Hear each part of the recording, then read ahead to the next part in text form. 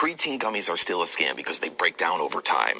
That's only true for the other brands that aren't third-party tested like we are, because we actually adjusted our gummies to specifically address that problem. You see all these crates behind us? These are actually the creatine gummies that we are keeping in a controlled environment so they don't break down. First off, mad props to Noah J. That was my question. Not only did he answer it, he made a full video answer. I greatly appreciate that.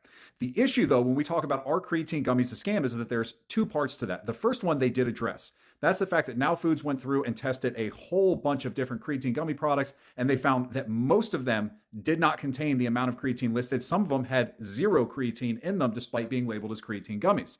There's a manufacturing issue there where the creatine, I believe, was settling to the bottom, was not properly mixing. They say their products are third-party tested. I have no reason to not believe them, even though they haven't posted the results. They probably will at some point. The second issue, though, is about creatine itself. Now, what most people don't realize is creatine is not liquid stable. The minute it mixes with water, it immediately starts breaking down into creatinine, which is a different compound. Now, no one up to this point has been able to create a liquid stable creatine, and people have been trying this for 30 years. When I was in high school, companies were claiming to make a liquid creatine, and it just doesn't work. In the process of making gummies, you do mix creatine in with water. At some point, you need the water to mix the tapioca syrup, the pectin, everything together, and then you add the creatine in, and this is where you create your sort of gummy solution, then you put it in molds.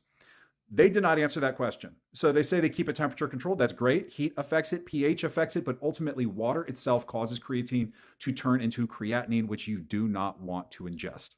So maybe they've got an answer for it, maybe not, but they didn't answer the question. And because they didn't, I still have to say creatine gummies are in fact a scam.